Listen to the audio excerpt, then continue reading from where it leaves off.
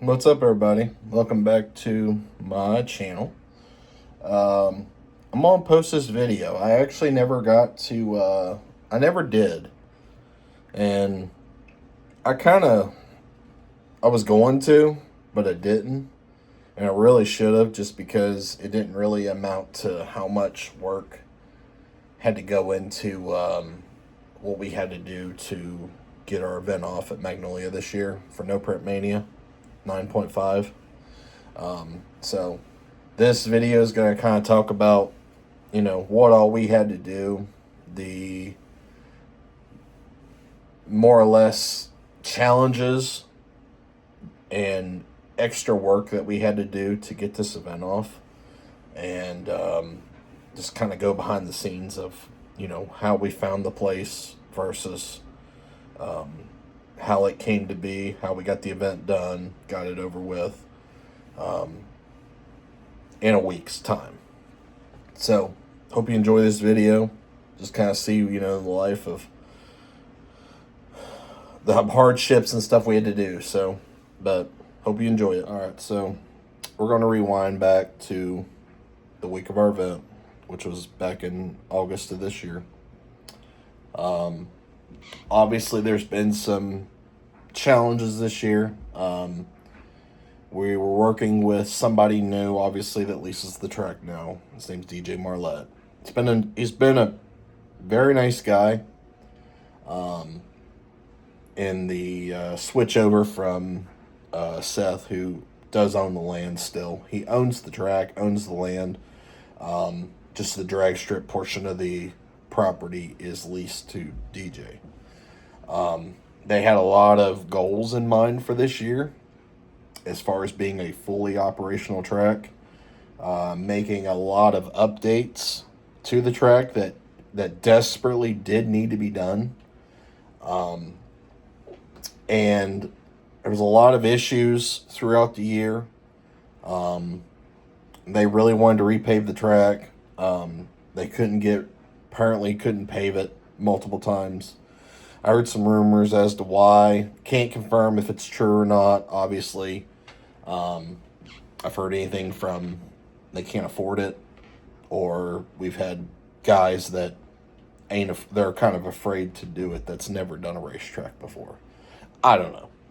I'm just going off the assumptions of some rumors that I've heard that from some pretty I wouldn't expect them to lie about something like that. But who knows? Anyway, so they built a new backing for the back of the track, which was cool. The old one was very, very old, and it was falling apart. I know originally they were going to tear that down and they're going to drive into the burnout box, which for some reason that didn't happen. I'm not sure why.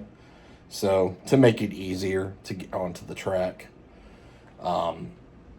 they tore down all the guardrail right after our event in June in preparations to pave, because they thought they were going to be paving pretty much the week after our event, which never happened. They had all new posts for the lights and stuff to put new lights up this year. They had the lights made, never put the lights up yet. They had a PA speakers that they bought, also didn't get put up after our event, which we were really, really hoping that like this whole situation was going to happen to where they did do all these improvements, and one, we wouldn't have to run light towers and buy fuel and rent light towers, and two, we would have a full PA system to where I wouldn't have to worry about bringing in a full-blown DJ with his own equipment to be able to get announcements out for our event. So from the end of June till the 1st of August, none of that happened. So track had sat dormant for that amount of time.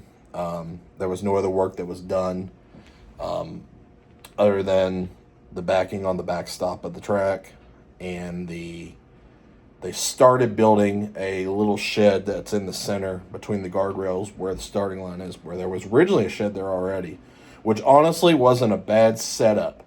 And like, it wasn't falling apart. Like, it was actually a pretty nice setup.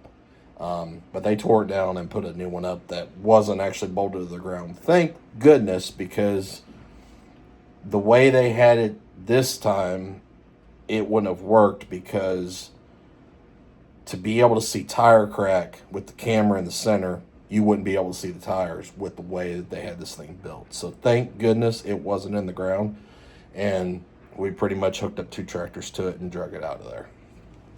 But I'm going to show you a couple of clips here, or a couple of pictures of when I went down on, let's see, I think this was Wednesday or Thursday the week before. I'd already heard that there was a lot of weeds and stuff in the track, which is very common. That place grows up with weeds really, really bad, especially in the track around the cracks, because this crack's so bad where the asphalt is.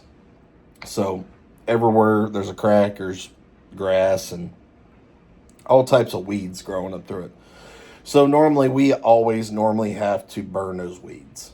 And as far as a safety aspect, obviously that's a big thing, because obviously you're driving over grass virtually. And it also looks better. It doesn't look like you're a complete lazy pile of crap, that cares about your event and how it looks. So I'm gonna put these in here right now and check it out.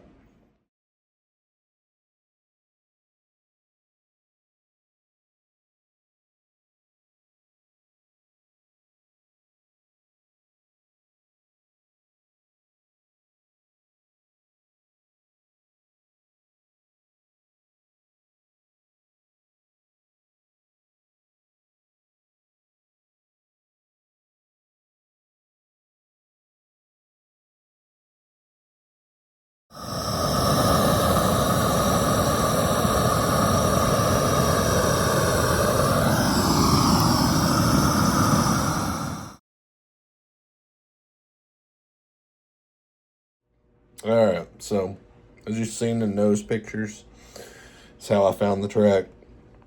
The very next day, I went down and you saw me blow torching the weeds and stuff like that in the track. I did the entire 660 feet of that track on both sides, all the way back past the starting line in the burnout box, and probably another 100 feet past the finish line to get all those weeds up. I actually did that in, I think, like about 5 hours it took me.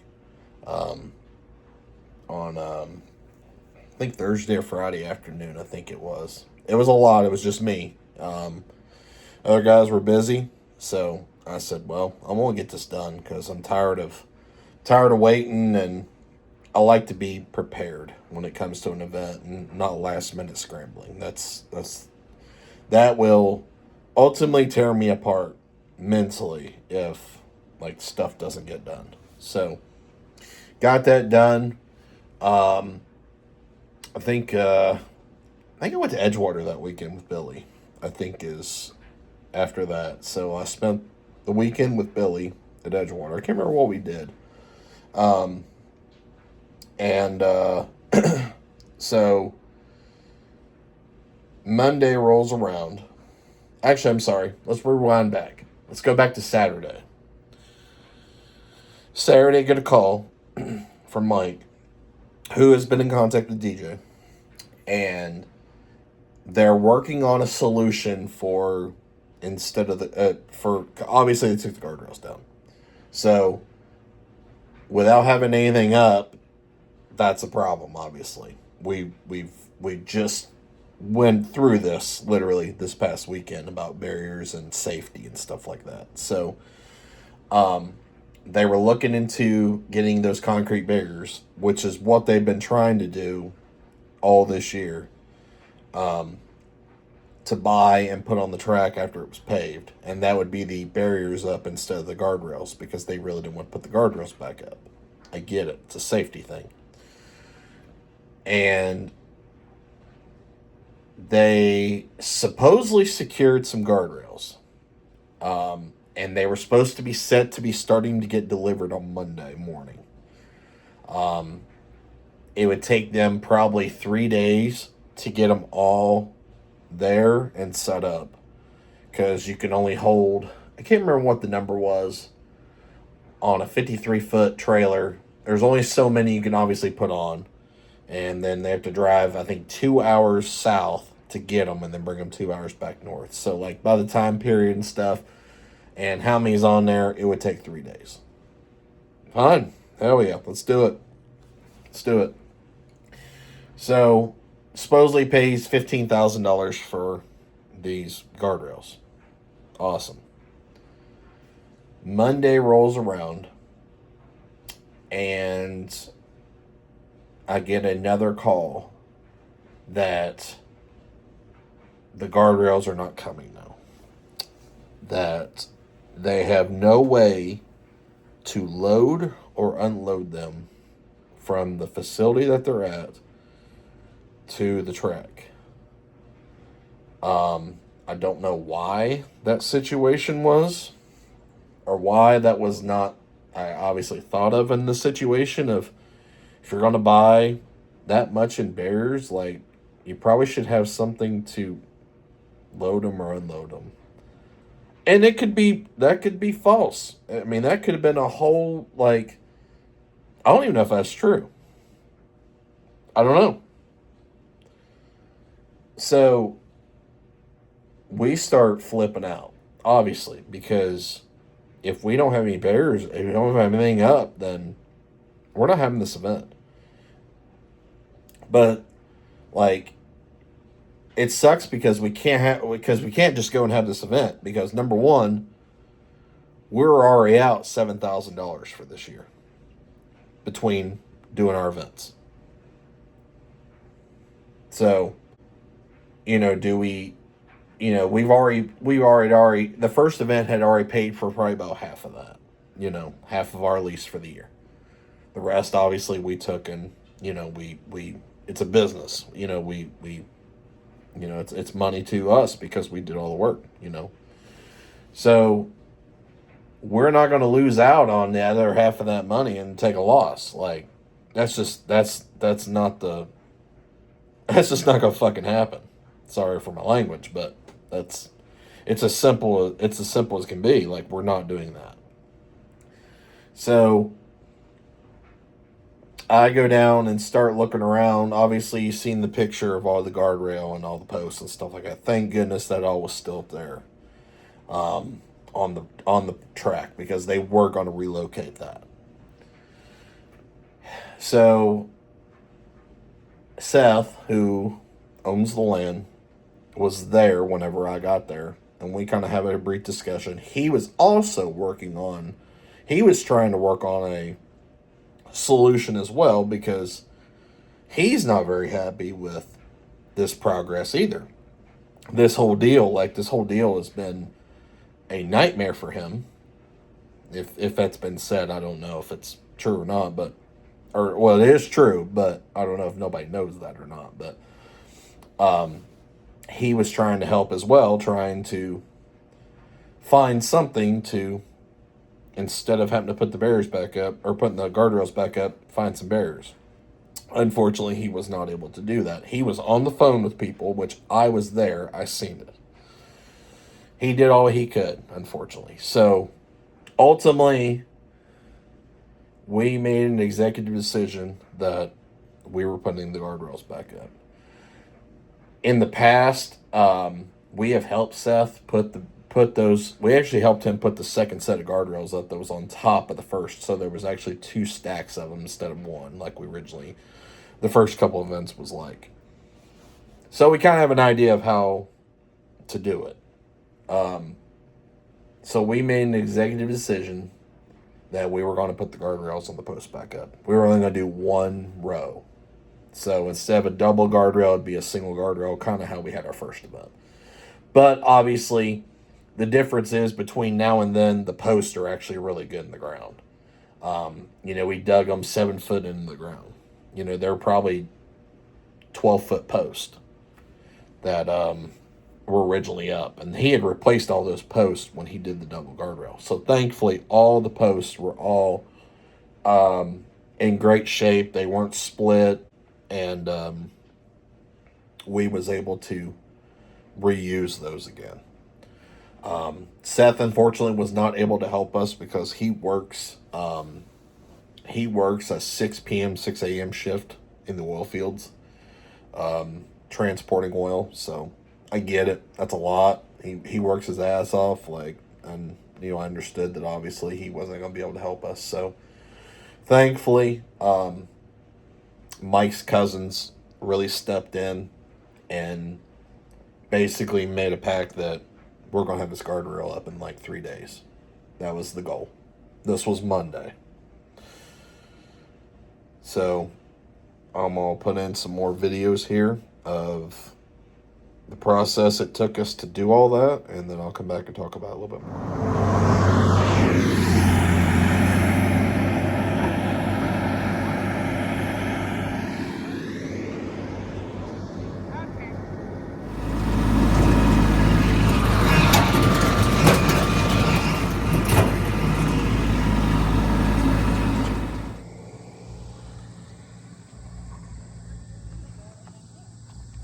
We got the left side in already.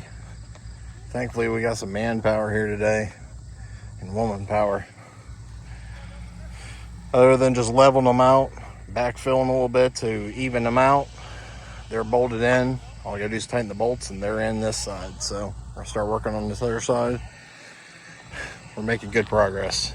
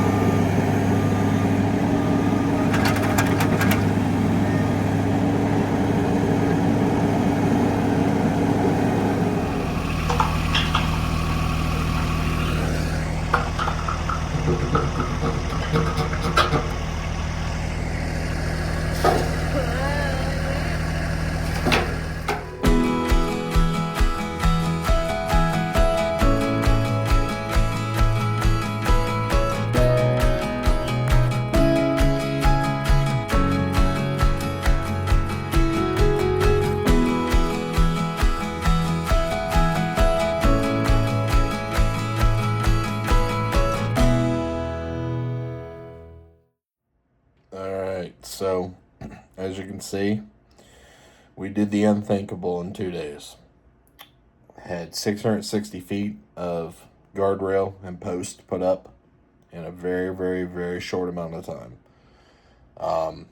I would say we probably had maybe 12 hours between 2 days. Pretty much going right after work for everybody and work until it got dark. We actually got one side done completely in 1 day. A lot of manpower and woman power was put into that.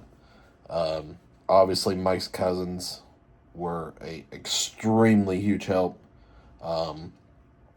Bringing a tractor along with a skid steer to drill the holes. And then we hauled the guardrail over between Mike's tractor and their tractor. So continuously bring guardrail over, getting the post up, getting the post in the ground, so on and so forth. Also, Chris Stewart and Jessica Stewart, who race small tire No Prep with us. They've been racing forever. Magnolia is their home track, so they live right up the road. They came for both days and helped us put up, including Trevor as well. Came with them to help. Brian Horsky and Becky and her boy came on, I think it was the next day, to help as well. So between the whole group, we all came together to get that done, and that was all the help we had. I mean, that was nobody else. We had people that did reach out that said they would help, obviously.